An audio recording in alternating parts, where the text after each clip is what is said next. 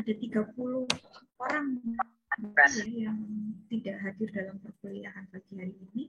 Oke, bismillahirrahmanirrahim. Assalamualaikum warahmatullahi wabarakatuh. Terdengar jelas? Waalaikumsalam. Terdengar. Saya jelas ya Mbak, Mas? Oke, saya izin mulai. Teman-teman, pagi hari ini kita masuk ke materi mineral ya dalam kimia makanan. Kemarin teman-teman sudah pernah belajar makronutrien. Lalu kalau nggak salah di minggu sebelumnya sudah belajar vitamin. Saya kali ini akan bahas tentang mineral. Kita tahu bahwa secara ilmu gizi ada yang disebut makronutrien, ada yang disebut mikronutrien, gitu ya. Yang mana yang masuk mikronutrien ini adalah vitamin, mineral, serat, dan lain sebagainya. Nah, pada pagi hari ini kita akan kupas bagaimana sih mineral itu secara kimia. Jadi saya nggak akan bahas satu persatu natrium, kalium, kalsium gitu ya, tapi saya akan bahas mineralnya dulu. Secara garis besar itu secara kimia apa sih mineral ini? Lalu sifatnya bagaimana? Bagaimana pemanfaatannya dalam tubuh? Kebutuhannya seperti apa? Apakah kalau diolah dia rusak atau tidak gitu ya? Lalu bagaimana cara uji atau analisis kandungan mineral dalam bahan pangan? Nah, itu yang akan kita pelajari pada hari ini.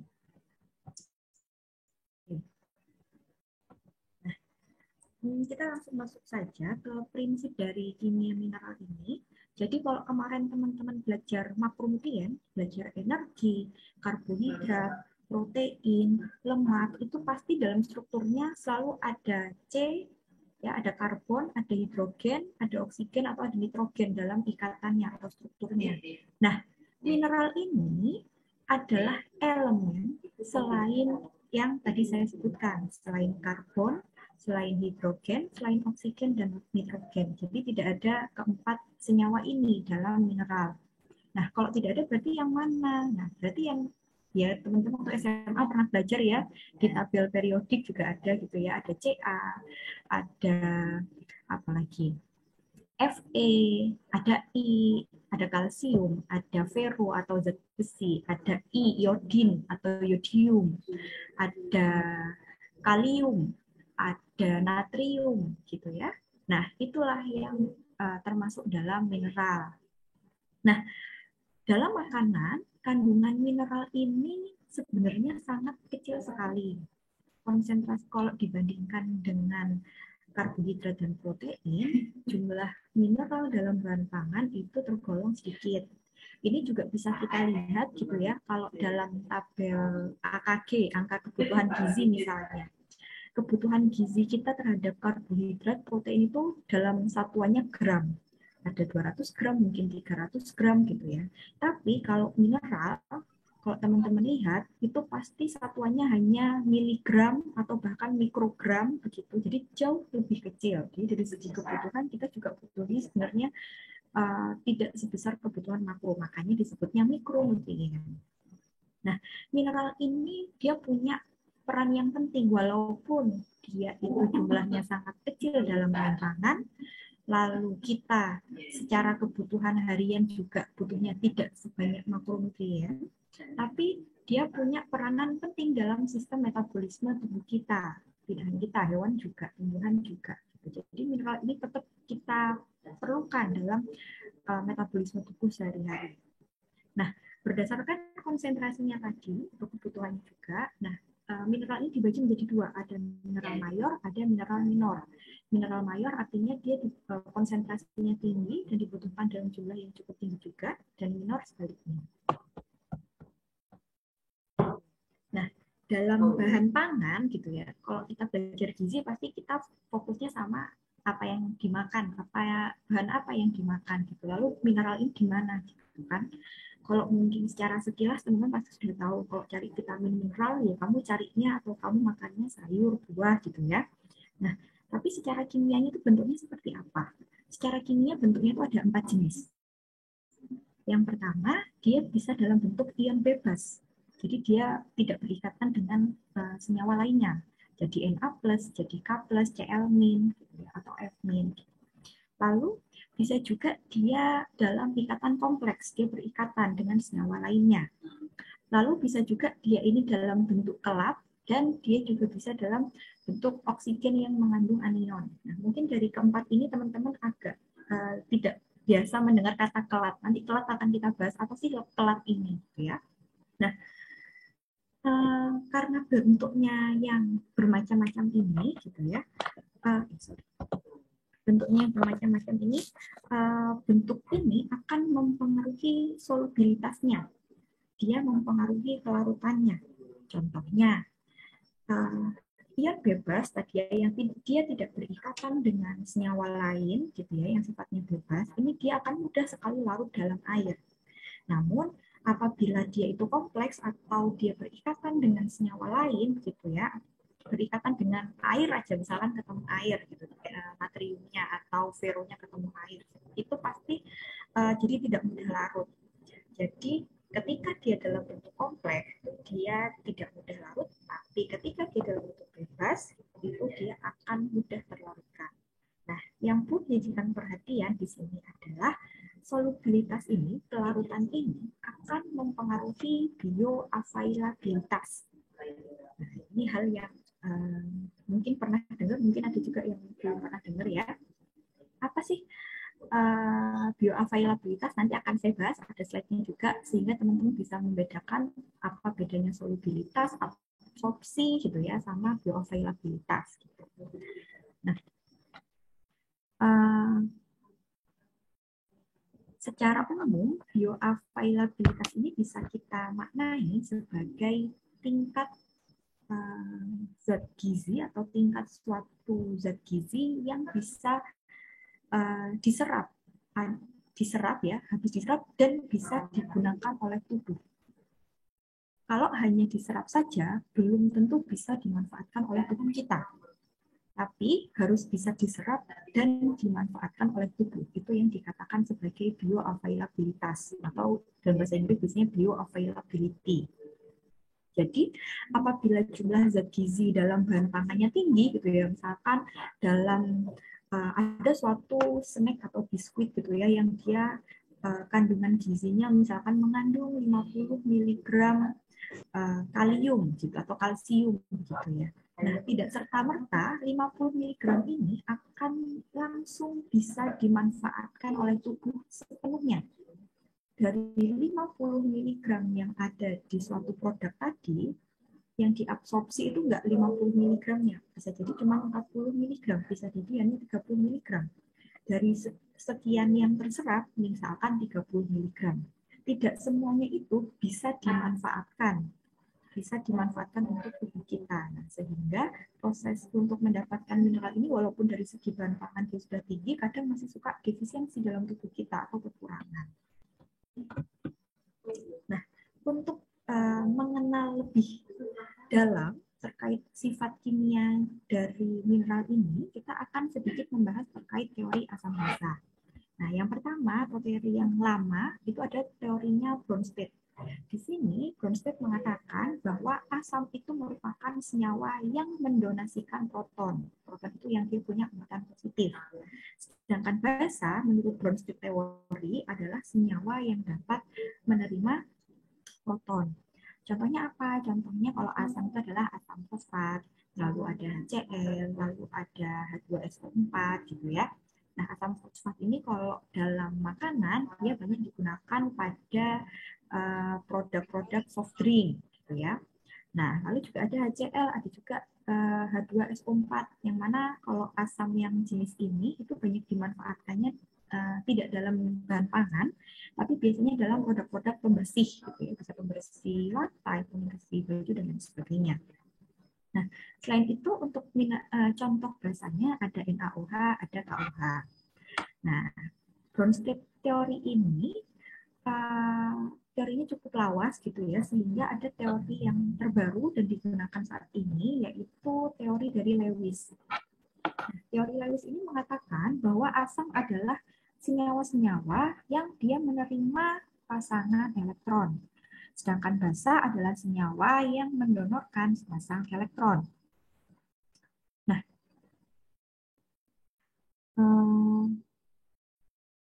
jadi di sini pada teori Lewis ini, asam itu disimbolkan sebagai A, dan basa disimbolkan sebagai B.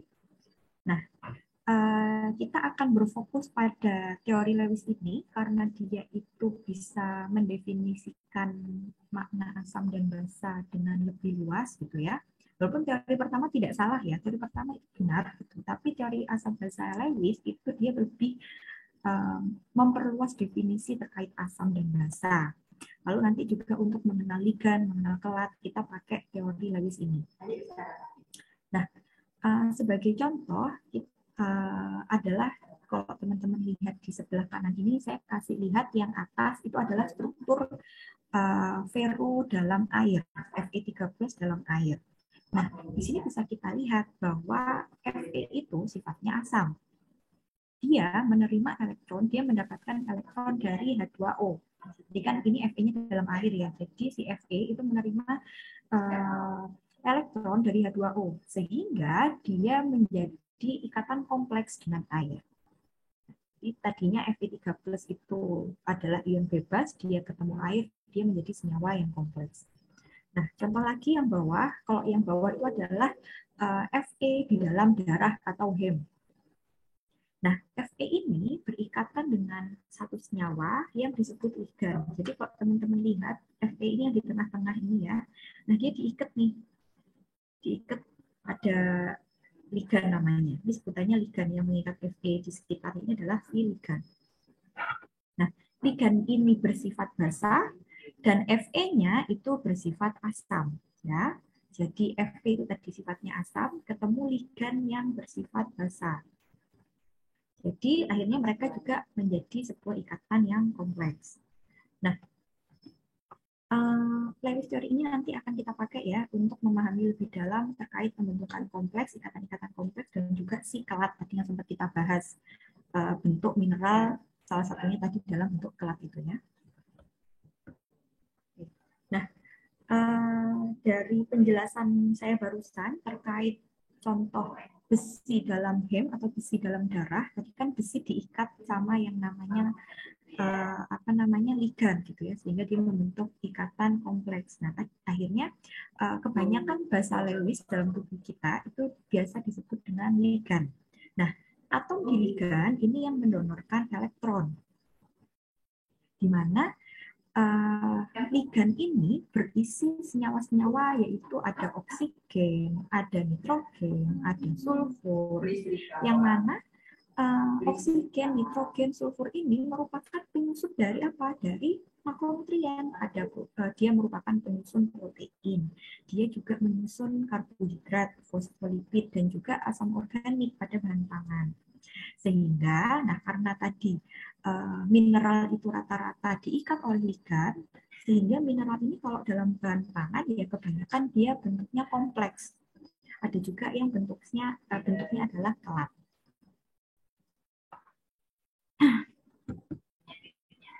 Nah, kelat ini apa sih?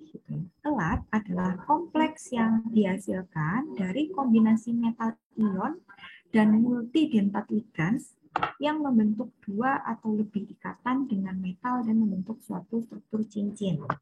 Nah, multidentat ligands ini apa sih? Multidentat ligands itu adalah suatu ligan ya yang mampu mendonorkan beberapa elektron menjadi ada beberapa titik donor. Contohnya apa? Nah, kalau teman-teman lihat struktur yang ada di sebelah kanan ini masih pakai contoh Fe dalam darah ya. Fe dalam darah ini Fe-nya di tengah, dia diikat oleh ada 4N gitu ya. Ada 4N yang mana dia membentuk suatu struktur cincin. Nah, ini kan mereka berikatan melingkar seperti ini ya. Nah, inilah yang disebut dengan kelat tadi. Jadi kalau pakai struktur yang saya kasih lihat di sini bisa kita lihat bahwa kalau besi itu ketemu sama hem atau berada di dalam hem, itu ada 4 titik untuk mendonorkan elektronnya kepada Fe, kepada zat besi.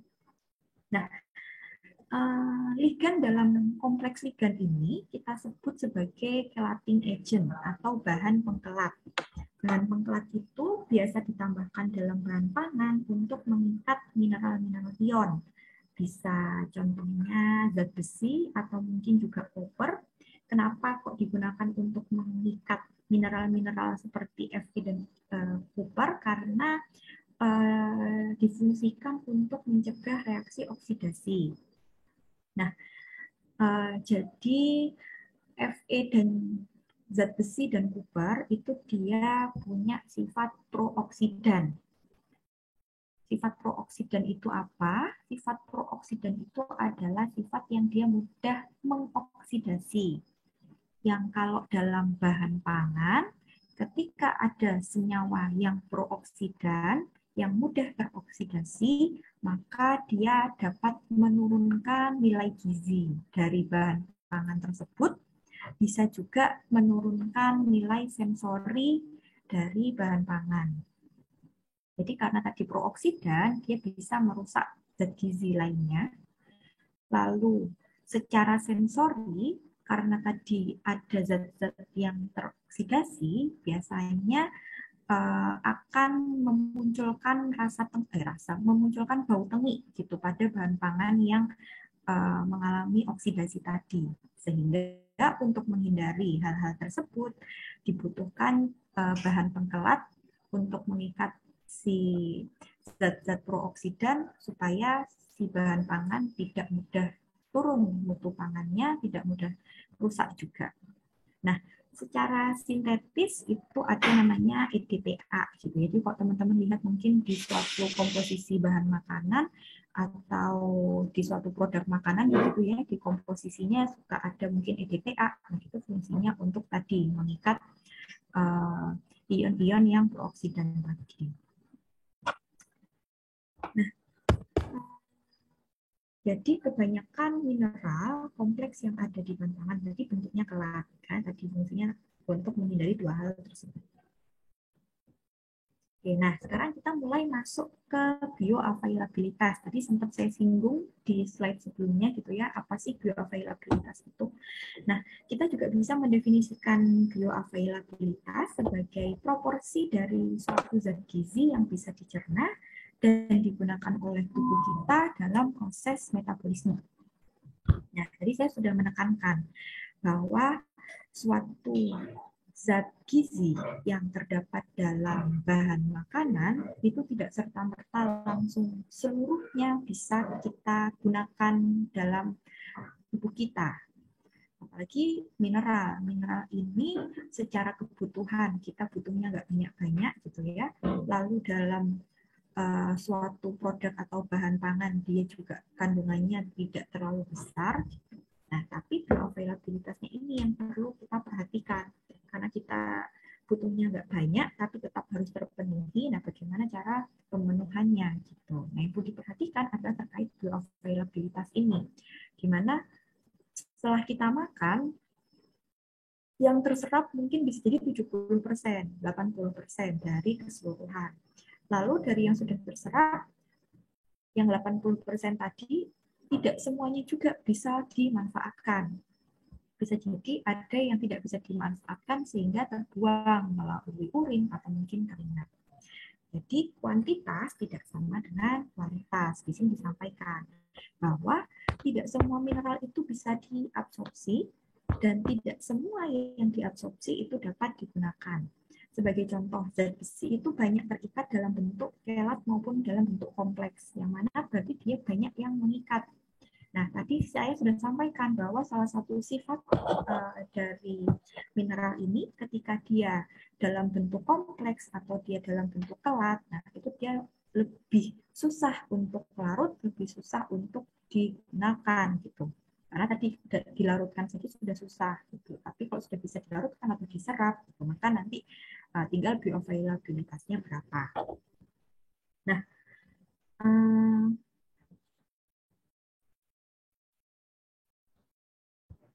jadi zat besi, makanya mungkin kalau teman-teman sampai hari ini kita masih menghadapi gitu ya salah satu apa namanya penyakit akibat zat besi ini adalah anemia defisiensi besi yang sampai hari ini masih dihadapi di Indonesia dan prevalensinya cukup tinggi karena itu tadi zat besi ini cukup tricky, cukup susah-susah gampang untuk ditaklukkan gitu ya dalam dalam bahan pangan gitu. Dia dalam bahan pangan sudah nih udah memenuhi kriteria untuk bahan makanan sumber besi, misalkan sudah mengandung sekian miligram zat besi. Tapi ternyata setelah kita konsumsi dalam tubuh itu tidak langsung serta-merta semuanya bisa kita manfaatkan zat besi ini. Gitu. Kadang ada yang langsung bisa diabsorpsi, tapi karena tadi sifatnya dia itu seringnya dalam bentuk kompleks atau dalam bentuk kelat, sehingga dibutuhkan bantuan bagaimana untuk melepaskan dia dari ikatan kompleks, bagaimana dilepaskan dari si kelat supaya zat besinya bisa terabsorpsi secara maksimal dan bisa dimanfaatkan juga secara maksimal. Nah, bioavailabilitas mineral ini bervariasi ya teman-teman ya. Jadi ada yang kurang dari 1%. Nah, contohnya Fe itu bioavailabilitasnya itu kurang dari 1%, tapi ada juga yang tinggi sampai 90%. Itu contohnya ada natrium dan juga kalium. Nah, ini saya sebagai contoh, mungkin teman-teman sering dengar ya terkait teh, gitu ya. Sering disampaikan bahwa kalau lagi konsumsi sumber zat besi, jangan sambil konsumsi teh, gitu ya. Dan juga vitamin C. Kalau lagi konsumsi sumber zat besi, dibarengi dengan konsumsi vitamin C, begitu kan? Nah, saya akan mengupas atau menjelaskan hal tersebut dari segi kimianya itu bagaimana sih gitu. Jadi teh itu seperti teman-teman tahu dia punya zat penghambat absorpsi yang namanya tanin. Tanin ini sebenarnya adalah sebuah antioksidan gitu ya. Dia punya sifat yang bagus untuk tubuh kita.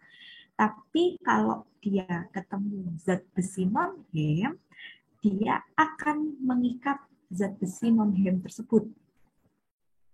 Padahal kalau tadi kita ngomongin mineral ya, supaya mineral itu mudah dimanfaatkan oleh tubuh, dia harus dalam bentuk yang paling mudah, yang paling sederhana, dalam bentuk ion bebas misalnya, atau tidak dalam bentuk kelat, tidak dalam bentuk kompleks. Jadi harus sebisa mungkin disederhanakan ikatan tersebut. Nah, sedangkan ketika zat besi non-Hem ini berarti yang sumbernya dari nabati ya, bisa jadi dari sayur-sayuran, bisa jadi dari kacang-kacangan, begitu. Terus zat besi non-Hemnya ini ketemu tanin, nah dia akan bersifat sebagai kelat. Dia akan mengkelat zat besi tersebut, sehingga zat besi yang tadinya sudah punya ikatan yang sederhana menjadi kompleks karena ketemu dengan teh. Yang mana ketika dia dalam bentuk kelat, gitu ya, dan akhirnya tidak bisa dimanfaatkan oleh tubuh, dia akan terbuang melalui urin. Jadi udah makan sayur bayam atau makan kacang-kacangan mengandung zat besi gitu ya, tapi begitu dibarengin dengan konsumsi teh manis atau es teh gitu. Akhirnya badan kita merasa vitamin akan ketemu dengan zat besi non-Hem, lalu sama tanin dia akan berikatan menjadi kelat begitu, yang mana akhirnya karena tubuh kita, sistem kita ini membaca dia sebagai kelat gitu ya, akhirnya ya terbuang begitu saja, tidak jadi terserap oleh tubuh. Nah, begitu juga dengan lawannya adalah vitamin C gitu ya. Vitamin C kalau teman-teman tahu suka dibilang bahwa kalau bisa konsumsi zat besi atau protein hewani yang dari protein hewani dibarengi dengan vitamin C gitu ya, karena dia punya sifat meningkatkan absorpsi besi. Nah, kenapa sih kok dia bisa meningkatkan absorpsi besi? Nah, kalau kita lihat namanya vitamin C itu dia pasti sifatnya asam. Sifatnya asam artinya pH-nya rendah. Nah, lalu ketika kita konsumsi, setelah kita dari mulut, itu kan terus nanti ke kerongkongan dia masuk ke lambung ya.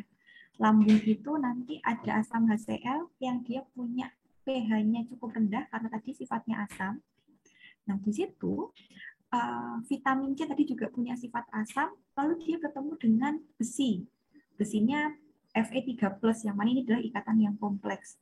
Tapi karena dia ketemu vitamin C, ketemu asam askorbat yang sifatnya asam dan berada di pH yang rendah, lingkungannya ada di lambung begitu ya, sifat asam ini akan mereduksi atau mengurangi ikatan kompleksnya dari zat besi, sehingga dia berubah dari tadinya Fe3+ menjadi Fe2+. Nah, bentuk Fe yang 2+ ini akan lebih mudah dilepas dari ikatan kompleksnya sehingga dia akan lebih mudah terserap oleh tubuh. Sedangkan kalau tadi zat besi yang non-Hem ketemu teh, itu dia protonnya nambah. Jadi semakin kompleks sehingga tidak bisa diserap oleh tubuh. Nah, itulah yang terjadi dengan zat besi yang kita konsumsi kalau ketemu teh sama kalau ketemu sumber vitamin C. Makanya suka dibilang ya kalau bisa dikonsumsinya jangan berbarengan antara teh dengan sumber-sumber zat besi, tapi khususnya non-Hem ya ini ya. Oke, itu tadi terkait bioavailabilitas. Sekarang kita akan mulai masuk dari aspek gizi gitu ya, tapi saya tidak akan bahas mendalam karena pasti akan dibahas di mata kuliah yang lain gitu ya. Saya cuma kasih sekilas aja bahwa tadi saya sampaikan mineral ini kita butuh dalam jumlah sedikit. Kalau nggak percaya kamu lihat AKG gitu ya, angka kebutuhan gizi, itu pasti kalau mineral dia dalam satuan miligram atau mungkin mikrogram. Yang mana itu kecil sekali kan? Kalau dibandingkan dengan kebutuhan protein yang mungkin 70 gram gitu, atau mungkin kebutuhan karbohidrat yang 200 gram gitu. Nah, namun yang perlu menjadi perhatian, mineral ini kalau kita kekurangan akan menyebabkan defisiensi, ya, dan apabila berlebihan akan menyebabkan toxicity atau toksisitas. Jadi kekurangan nggak boleh, kelebihan juga tidak boleh, ya kan? Cukup harus pada kondisi cukup karena tadi kalau kekurangan dia akan defisiensi, tapi kalau kelebihan bisa jadi toksik dalam tubuh. Nah, sehingga untuk memastikan kita tidak kekurangan tapi juga tidak berlebih. Nah, biasanya untuk patokan ahli gizi kita bisa pakai RDA atau dalam bahasa Indonesia ini adalah AKG begitu ya. Jadi tingkatan asupan yang seberapa yang kita butuhkan sesuai dengan kebutuhan, sesuai dengan usia dan jenis kelamin juga. Gitu.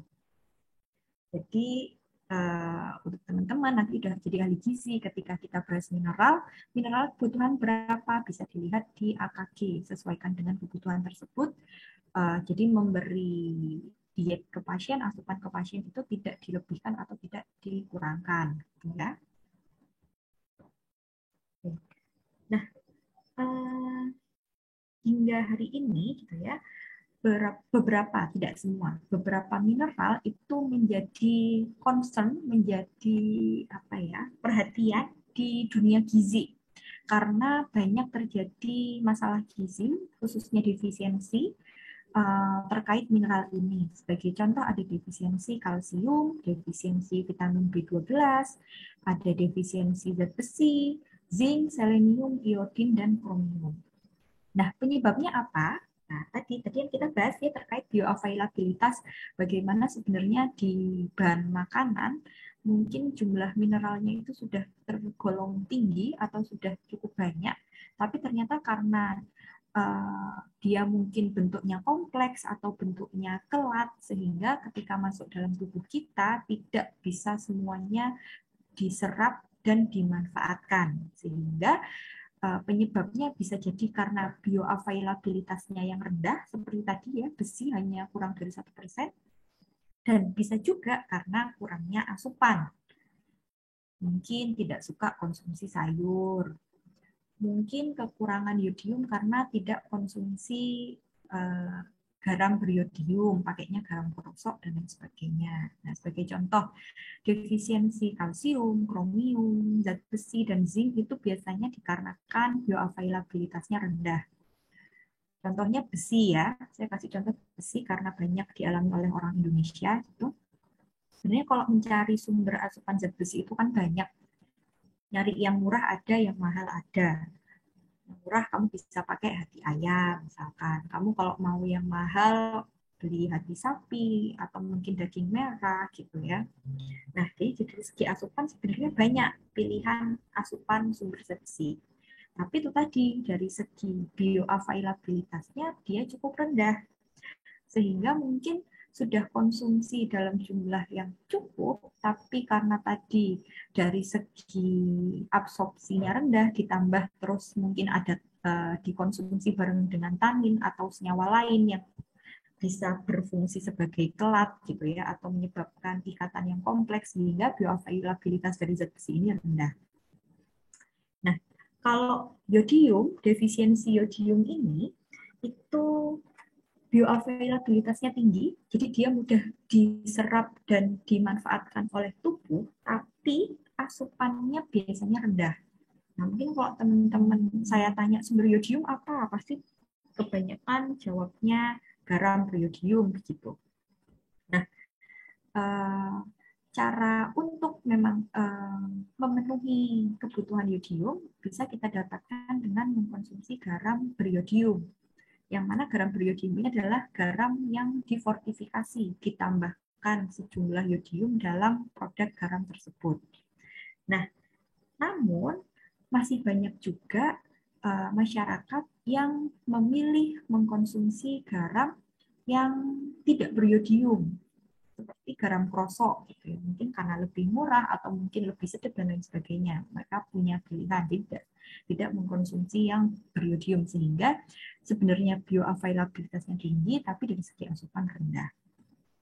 Lalu defisiensi selenium. Defisiensi selenium ini biasanya dikarenakan asupannya yang rendah gitu ya. Jadi dari sumbernya itu sebenarnya banyak. Maaf, ini sekarang suara saya masih kecil nggak ya? Sudah tidak. Oh, oke. Sedikit. Oke. Ya. Kalau kenceng-kenceng ntar sebelah lab kedengeran. Sorry ya. Oke, saya lanjut. Jadi selenium ini biasanya mungkin disebabkan karena asupannya rendah. Sumbernya ini kan biasanya seafood begitu ya. Bisa jadi mereka yang tinggal di pegunungan, nah tidak biasa konsumsi seafood sehingga dari segi asupan bisa jadi rendah. Lalu defisiensi kobalt atau vitamin B12. Defisiensi vitamin B12 ini biasanya terjadi pada mereka yang menjalankan diet vegetarian, ya. Mereka tidak konsumsi protein hewani, sehingga mungkin kekurangan atau defisiensi vitamin B12.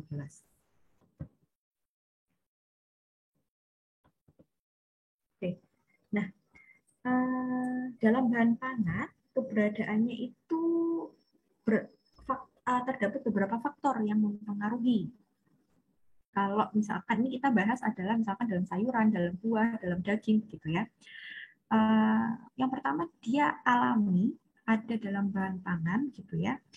Dia bisa jadi disebabkan oleh tanahnya, airnya, pupuknya, yang mana itu sudah mengandung mineral gitu ya. Jadi semakin kaya mineral pada tanah, air, atau pupuk, maka juga akan memaksimalkan jumlah mineral dalam bahan pangannya.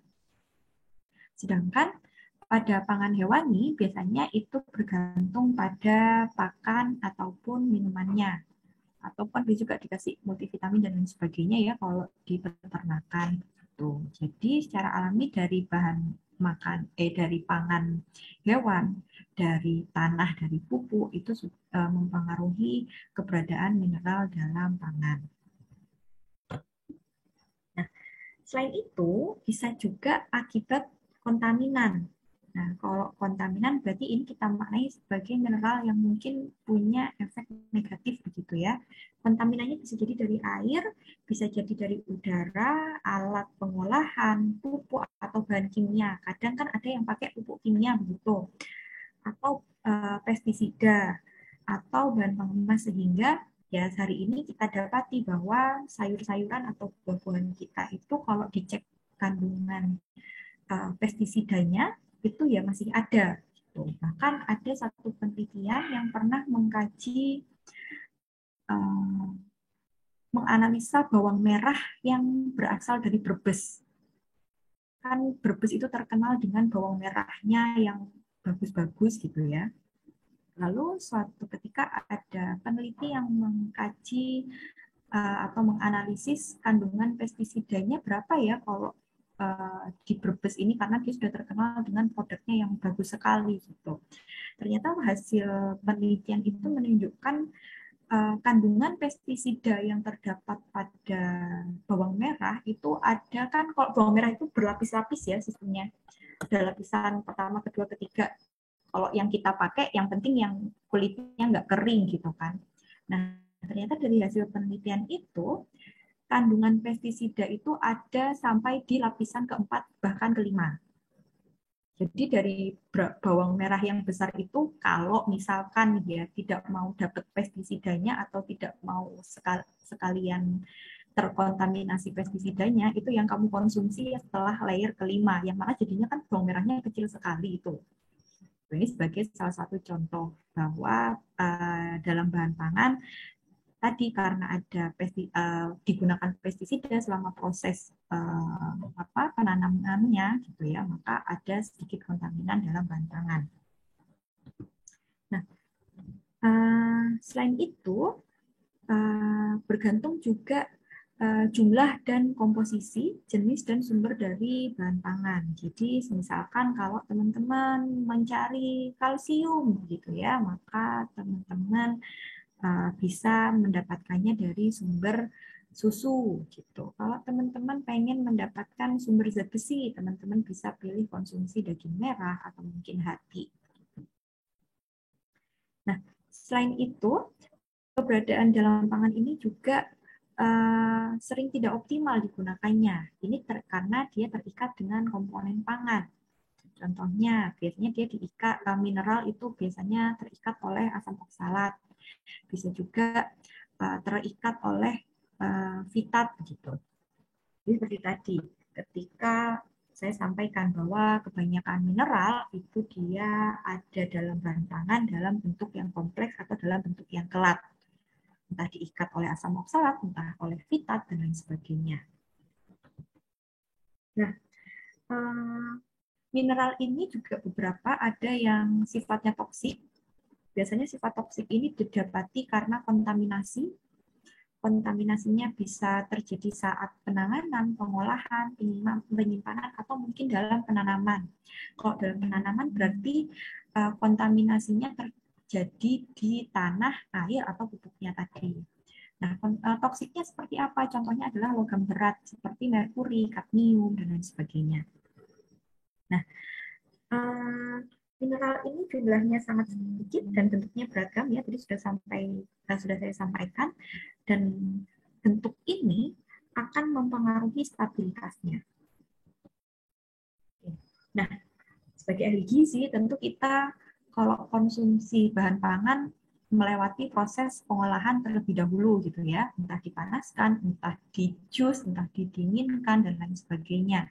Itu nah, sehingga menjadi pertanyaan ketika dia melalui proses pengolahan, apa yang terjadi dengan mineral? Secara umum, secara general, mineral ini indestructible atau dia ini tidak mudah rusak. Jadi bahasa Jawanya bakoh gitu ya. Mineral ini punya sifat yang cukup kuat. Jadi kalau dia mengalami pemanasan, dia ketemu bahan yang mengoksidasi, berada di pH yang ekstrim gitu ya, terlalu asam atau terlalu basa, atau mungkin ketemu dengan cahaya, mineral ini tidak mudah rusak. Namun, walaupun dia tidak mudah rusak, namun kemungkinan bioavailabilitasnya ini yang menurun atau mungkin meningkat. Sebagai contoh tadi ya, ketika saya kasih contoh dia ketemu sama vitamin C di lingkungan yang asam. Dia ketemu vitamin C di lambung. Lambung itu lingkungannya asam sekali, ketemu vitamin C, asam ascorbat yang sifatnya juga asam. Nah, karena dia ketemu sama pH yang asam, pH ekstrim asam gitu ya, bioavailabilitasnya malah meningkat karena keadaan asam tadi malah mengubah bentuk kompleksnya Fe3+ menjadi Fe2+. Yang mana Fe2+ itu sangat mudah diserap dan dimanfaatkan oleh tubuh ketimbang bentuk yang Fe3+. Jadi dia tidak merusak mineral, tapi dia mempengaruhi bioavailabilitasnya. Bisa bermakna meningkatkan bioavailabilitas, bisa juga maknanya menurunkan bioavailabilitas. Nah, Bisa juga proses pengolahan ini menyebabkan hilangnya mineral. Bisa jadi akibat proses leaching atau juga akibat pemisahan secara fisik. Leaching itu apa? Leaching itu contohnya adalah teman-teman mungkin pernah tahu cara pembuatan tahu, cara pembuatan keju, yang mana contoh keju ya, keju itu kan dalam pembuatannya apa namanya, dia mengendapkan protein, ya kan? Dia mengendapkan protein, memisahkan dengan whey proteinnya. Lalu yang diendap whey-nya dipisah. Jadi yang kalau teman-teman tahu cara pembuatan keju, ada yang diendapkan, lalu yang ada cairannya yang dipisahkan gitu. Nah, cairan yang terpisah ini atau whey-nya itu dia mengandung kalsium yang cukup tinggi. Tapi dalam proses pembuatan keju, larutan atau cairan ini dibuang. Yang dipakai adalah endapannya kan, gitu. Sehingga kalsium yang tadi ada pada susu akan hilang. Karena tadi yang digunakan pada keju itu hanya endapannya, cairannya dibuang. Itu adalah hilang yang diakibatkan oleh proses leaching. Lalu bisa juga akibat pemisahan fisik. Pemisahan fisik ini contohnya apa? Pemisahan fisik ini saya kasih contoh misalkan dalam pengolahan sereal atau yang biasa kita konsumsi beras. Beras itu sebenarnya yang tinggi serat, tinggi mineral itu kan ada di bagian luarnya, kulit arinya, kulit terluarnya gitu. Tapi yang kita konsumsi itu kan yang sudah digiling, yang sudah sudah bersih begitu ya, sehingga sudah berkurang mineralnya akibat mineral yang banyak tadi itu ada di kulitnya. Makanya kenapa ketika mencari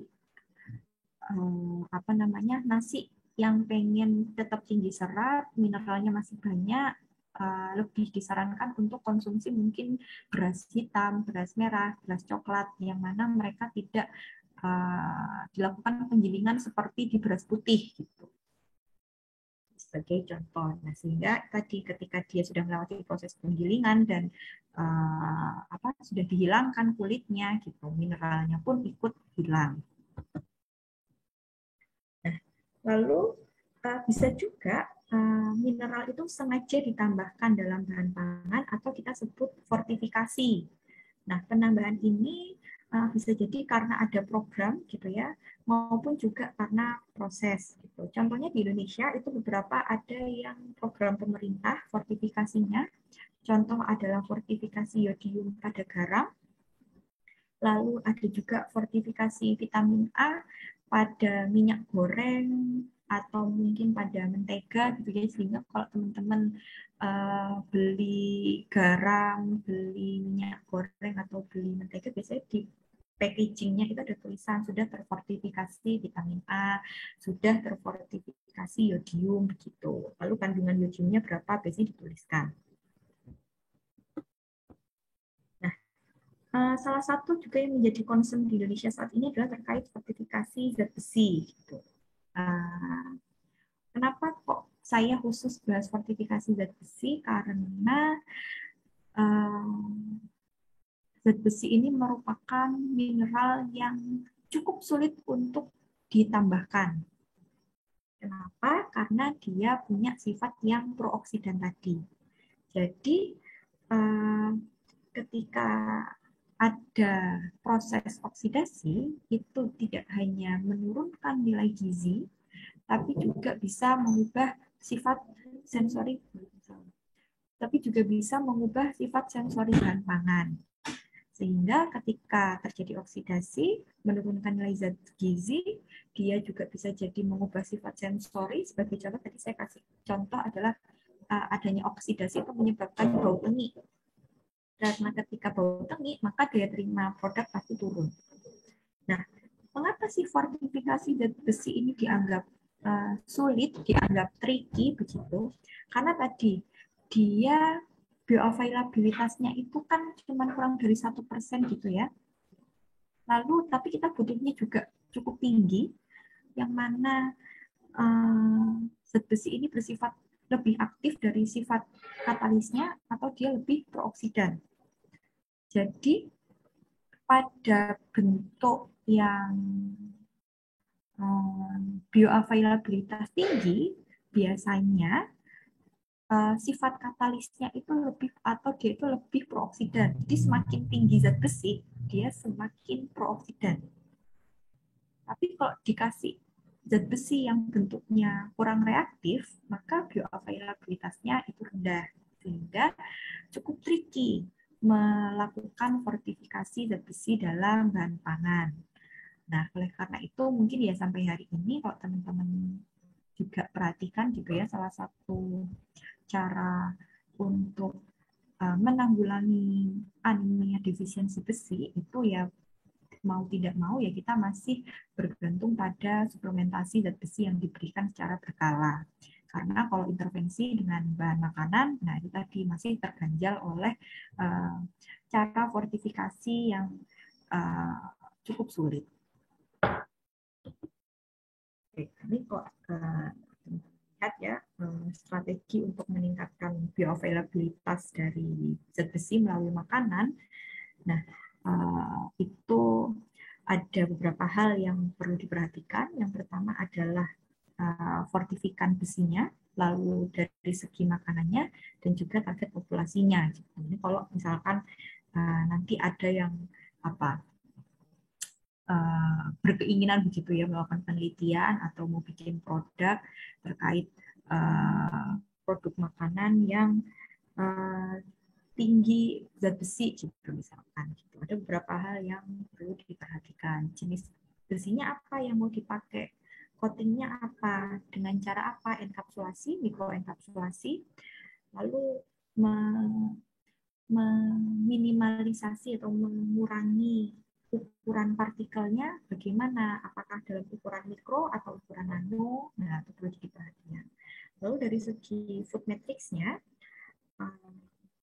bahan maka misalkan kita mau bikin, contoh saya mau bikin cookies atau kue yang nanti bisa tinggi zat besi sehingga bisa digunakan untuk intervensi ke ibu hamil yang anemia misalkan. Nah, selain tadi saya harus menambahkan zat besi sejumlah berapa miligram gitu ya, lalu jenis zat besinya yang bagaimana, bentuknya apa, setelah saya memperhatikan zat besinya, saya harus perhatikan makanannya. Tadi kan untuk meningkatkan apa namanya bioavailabilitas gitu ya, salah satunya adalah dengan ditemukan atau dia dibarengi dengan keberadaannya asam askorbat atau vitamin C. Sehingga saya perlu perhatikan dalam pembuatan produk makanan, bisa nggak saya sandingkan dengan sumber vitamin C gitu. Jadi saya contohnya misalkan nanti cookiesnya rasa jambu gitu misalkan, atau rasa jeruk dan lain sebagainya. Lalu tidak boleh si makanan itu mengandung zat-zat yang bisa menjadi pengkelat atau malah mengikat zat besi. Contohnya adalah yang tadi mengandung tanin, mengandung fitat, dan lain sebagainya. Ketika dia ketemu produk yang tinggi fitat, tinggi tanin, maka si zat besi nanti akan malah menjadi terikat, menjadi bentuk yang kompleks. Gitu. Padahal kan kita pengennya dia mudah diserap dan mudah dimanfaatkan. Lalu juga yang perlu diperhatikan adalah siapa targetnya, gitu. Apakah ibu hamil, apakah anak bayi, gitu ya, apakah atlet dan lain sebagainya. Nah, secara garis besar, ya tadi saya sempat sampaikan bahwa walaupun dia itu punya dibutuhkan dalam jumlah yang sedikit, gitu ya, tapi dia punya fungsi yang cukup krusial, mulai dari menjaga keseimbangan asam basa tubuh, juga menjadi katalisator metabolisme, lalu sebagai bagian dari enzim, hormon, gitu ya. Yang mana kalau secara garis besar mineral merupakan zat pembangun dan pengatur dalam tubuh, gitu. Jadi mungkin kalau kita ngomongin karbohidrat adalah sumber energi gitu ya. Nah, di sini mineral itu punya fungsi di berbagai lini metabolisme. Di enzim dia punya fungsi, di hormon dia punya fungsi gitu ya, bahkan sampai membantu pengiriman info syaraf gitu. Jadi dia punya fungsi yang cukup signifikan. Nah, klasifikasinya gitu ya, secara kebutuhan itu ada makro, ada mikro. Kalau makro itu dia dibutuhkan lebih dari 100 mg per hari. Kalau mikro dia dibutuhkan kurang dari 100 mg per hari. Nah, di sini kita bisa lihat zat besi, yodium, terus zinc itu termasuk di yang mikro, yang kebutuhannya kurang dari 100, yang mana sebenarnya kan dikit ya, kurang dari 100 mg itu, tapi ternyata terjadi defisiensi, yang mana diakibatkan entah asupannya yang terlalu rendah atau bisa juga bioavailabilitasnya yang rendah. Nah, sekarang kita masuk ke bagaimana cara menganalisis mineral dalam bahan pangan. Ada beberapa cara, gitu ya. Tapi kalau untuk melihat mineral secara keseluruhan tanpa melihat oh ini yodiumnya, oh ini zincnya, jadi melihat benar-benar mineralnya saja dalam satu bahan pangan, gitu. Itu bisa kita gunakan yang namanya kadar abu. Jadi kadar abu itu merupakan total kandungan mineral pada suatu bahan pangan, tapi tidak spesifik pada salah satu mineral. Jadi contoh, tadi saya mau membuat cookies yang difortifikasi zat besi, gitu ya. Nah, untuk menyatakan jumlah zat besi, saya tidak bisa pakai analisis kadar abu. Tapi saya harus analisisnya khusus analisis zat besi. Tapi penggunaan kadar abu bisa saya gunakan untuk bilang berapa kandungan mineral total yang ada dalam bahan pangan tersebut. Yang mana bisa jadi ya ada besinya, ada ada zincnya, bisa jadi ada kalium, kalsium, jadi macam-macam. Tapi kalau saya bilang misalkan saya fortifikasi zat besi, lalu saya memaknai kadar abu sebagai zat besi, itu tidak boleh. Jadi kalau kamu mau analisis zat besi atau mau lihat kandungan zat besi, ya kamu fokus menganalisis kandungan zat besi saja, tidak boleh pakai kadar abu. Jadi kadar abu ini hanya estimasi total kandungan mineralnya, yang mana kadang kadar abu itu overestimate atau mengestimasi secara berlebih, karena bisa jadi dalam kadar abu itu tidak hanya mineral saja, tapi juga mungkin berikatan dengan oksigen mungkin. Padahal oksigen ini kan tidak termasuk mineral ya. Tapi untuk analisis kadar abu itu diperbolehkan dengan makna tadi kadar abu adalah total kandungan mineral dalam suatu bahan pangan. Seperti namanya, jadi preparasi sampelnya untuk kadar abu. Ini kadar abu ini merupakan metode tradisional ya, yang mana caranya cara dapat abu adalah dengan membakar produknya. Jadi memang untuk menganalisis atau mendapatkan kadar abu itu bahannya itu dibakar terlebih dahulu hingga menjadi abu, lalu abunya yang dianalisis kadarnya. Begitu. Itu adalah cara yang cukup tradisional. Nah, selain itu, ada cara-cara yang lain yang bisa kita gunakan untuk menganalisis mineral, atau mungkin khusus mau tadi analisis mineral tertentu. Contoh mau melihat analisis vitamin C, kalau vitamin C itu vitamin ya, analisis kalsium, analisis zat besi, analisis antioksidan, mungkin. Analisis yodium dan lain sebagainya. Itu ada beberapa, ada cara volumetri, ada gravimetri, ada colorimetri dan lain sebagainya. Yang mana mungkin kalau teman-teman sudah pernah praktikum kimia dasar ya, di situ ada iodometri gitu ya. Di iodometri itu kalau teman-teman ingat itu kan dia menganalisis kadar yodium. Yang mana nanti kalau di kimia makanan kita praktikumnya adalah praktikum pakai garam. Kita ngecek kadar yodium pada suatu produk garam. Gitu. Itu salah satu contoh analisis mineral yang kita lakukan, tapi spesifik ke salah satu mineral, yaitu yodium.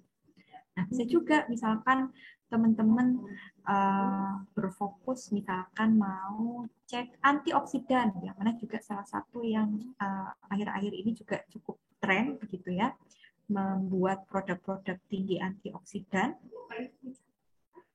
bisa jadi ada yang bikinnya teh, ada yang bikin snack, ada yang bikin apa ya kombucha dan lain sebagainya gitu. Nah, untuk cek apa namanya kadar antioksidan ini, nah ada satu uji yang namanya uji HPLC. Ini alatnya lebih mutakhir gitu ya, sudah cukup canggih gitu untuk cek nanti kita bisa menentukan berapa antioksidan dalam suatu produk makanan. Tuh. Oke, untuk secara garis besarnya, nah ini misalkan untuk titrasi EDTA kompleksometri, itu prinsipnya adalah pakai asam karboksil, dia mengandung amina tersier untuk membentuk kompleks gitu ya. Aplikasinya biasanya dia digunakan untuk mengukur atau menganalisis kesadaran air dan mineral dalam buah dan sayuran. Lalu juga ada titrasi presipitasi, dia pakainya AG. Salah satu produknya adalah presipitat yang tidak larut, tapi biasanya ketika melakukan titrasi ini perlu waktu yang lama. Nah, ada dua metode yang biasa digunakan, yaitu metode Moore sama metode Volhard. Analisis ini cocok digunakan apabila kita mau menganalisis pangan atau makanan yang tinggi klorida, seperti pada keju dan juga butter. Lalu ada juga gravimetri. Gravimetri ini merupakan analisis kuantitatif dengan cara melakukan pemisahan atau penimbangan dua zat berbeda. Contoh kalau kita mau menganalisis kalsium.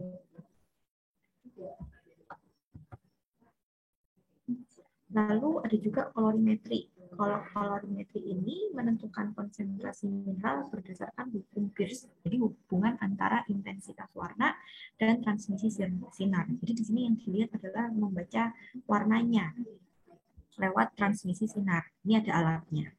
Nah, pada metode kolorimetri ini yang dilakukan adalah memastikan bahwa sampel mineralnya itu harus stabil, reaksinya cepat, lalu dia menghasilkan warna yang tunggal. Nah, untuk kolorimetri itu bisa digunakan di berbagai analisis metabolik. Nah, selain itu, yang perlu diperhatikan gitu ya dalam analisis ini, misalkan kita mau menganalisis copper, zinc gitu ya. Nah, kita mungkin bisa pakai analisa yang menggunakan serapan atom. Tapi misalkan kita mau menganalisis natrium, kalium gitu, mungkin kita bisa pakai unsur dengan ionisasi nyala atau flame ionization. Bisa juga kalau misalkan kita mau analisis zat besi gitu, maka kita bisa menggunakan dua cara tersebut. Mau pakai serapan atom bisa, mau pakai ionisasi nyala juga bisa. Nah, dalam pemilihan metode ini apa sih yang perlu kita pertimbangkan? Nah, yang perlu dipertimbangkan yang pertama adalah volume sampel yang mau dianalisis. Selanjutnya adalah kamu mau seberapa sensitif hasil yang didapatkan. Lalu yang ketiga juga perlu diperhatikan dari ketersediaan alat gitu ya. Contoh tadi saya kasih contoh HPLC. HPLC itu mungkin di lab-lab besar yang ada gitu. Lalu juga laborannya ada yang mungkin bisa dan mungkin tidak bisa. Juga dari segi biaya, HPLC itu cukup mahal kalau mau digunakan ketimbang metode-metode titrasi gitu ya. Titrasi itu kebanyakan biayanya lebih murah. Juga yang terakhir adalah ketersediaan waktu gitu ya. Tadi ada jenis analisa yang butuh waktu lama gitu ya, sehingga perlu diperhatikan. Ya, misalkan teman-teman nanti dalam skripsinya mau analisis atau uji kandungan mineral dalam suatu produk gitu. Dengan keterbatasan waktu gitu ya, mungkin hanya punya waktu 1 minggu 2 minggu. Nah, kita juga pilih metode yang memungkinkan untuk kita lakukan. Oke, teman-teman, cukup sekian materi dari saya. Kira-kira untuk materi terkait mineral ini, apakah ada yang ingin teman-teman tanyakan atau mungkin sharing terkait pengetahuannya mengenai mineral? Gitu. Atau mungkin ada yang mungkin SMA atau SMK dari kimia mau cerita-cerita terkait mineral? Tidak ada? Saya mau tanya, Bu. Boleh siapa nih? Mbak siapa ya? Zidna. Oke, silahkan Mbak Zidna. Mukanya kemana ini ya? Namanya cuma nama. Iya, Gimana Mbak lupa, Bu. Zidna? Ya, silahkan. Saya mau tanya, tadi kan ada bahan makanan, contoh bahan makanan yang bisa terkontaminasi. Nah, kalau dari contoh bahan makanan yang terkontaminasi itu apa ada perbedaan fisik yang terlihat, yang bisa kita lihat secara langsung apa tidak ya, Bu? Ini bergantung pada jenis yang mengkontaminasi. Contoh, kalau yang mengkontaminasi adalah sebuah mineral, gitu ya, misalkan kontaminannya adalah logam berat tadi ya, yang agak serem begitu. Itu kan sesuatu mineral itu kan bukan sesuatu yang bisa kita lihat ya, pasti butuh analisis khusus. Yang mana kalau dalam suatu produk-produk makanan itu pasti ada yang namanya quality control. Sehingga sebelum produk itu dilepas ke pasaran, dipastikan dulu bahwa tidak ada kontaminan yang terdapat dalam produk itu. Contoh sesimpel misalkan ayam. Ayam itu kan sekarang, ya kalau kita beli di pasar, kita nggak ada quality controlnya ya kalau itu. Cuman kan kalau ayam di pasar, biasanya ayam yang baru dipotong langsung dijual. Tapi ada juga nih yang ayam produk kemasan. Beberapa merek kan mengeluarkan ayam potong yang sudah dipotong, di packaging dalam 1 kilo begitu, jadi frozen food kan ya. Nah, di situ biasanya dia punya quality control untuk memastikan bahwa produk yang nanti dia kirim ke pasaran itu tidak terkontaminan. Karena kalau kontaminannya dalam bentuk-bentuk logam berat gitu ya, atau mungkin radioaktif gitu yang agak serem, itu pasti dia tidak terlihat. Tapi ada juga yang terlihat, misalkan itu terkontaminasi oleh jamur. Yang mana jamur itu kan dari fisik sudah kelihatan. Tapi kalau itu bakteri, kalau itu logam, atau mungkin pestisida, itu secara fisik atau secara mata kita tidak bisa lihat, sehingga dibutuhkan analisis dulu. Nah, siapa yang melakukan analisis? Kalau itu berupa produk makanan dari suatu perusahaan gitu ya, pasti ada yang namanya bagian quality control, memastikan produk yang nanti dia jual itu tidak ada kontaminan. Walaupun sempat mungkin beberapa kali kita dapat berita gitu ya, sarden yang terkontaminasi pernah ada beritanya. Lalu beberapa waktu lalu juga ada produk jamur enoki dari Cina yang terkontaminasi suatu bakteri. Yang mana walaupun itu telat ketahuan karena sudah terlanjur tersebar produknya, baru ketahuan bahwa ada kontaminasi dari produk itu. Nah, itu salah satu contoh pernah ada kejadian terlewat begitu, ada kontaminan tapi tetap tersebar produknya. Jadi kalau dari segi fisik mungkin yang kelihatan yang jamur gitu. Itu mungkin kita bisa lihat kalau produk yang ada jamurnya, ada kapangnya gitu ya. Tapi kalau ngomongin jamur dan kapang juga tidak serta-merta semua punya sifat yang mematikan atau negatif gitu ya. Kan kalau kita ngomongin kapang gitu nanti kita ngomongin tempe gitu aja, atau mungkin kalau di produknya Jawa Barat itu ada oncom. Nah, itu kan malah dia sengaja mengembangbiakan kapangnya. Gitu ya Mbak Zitna ya tadi ya. Ada lagi? Iya, Bu. Terima kasih, Bu. Iya. Ada lagi? Udah mulai kosong ini pandangannya. Belum sarapan ya kalian.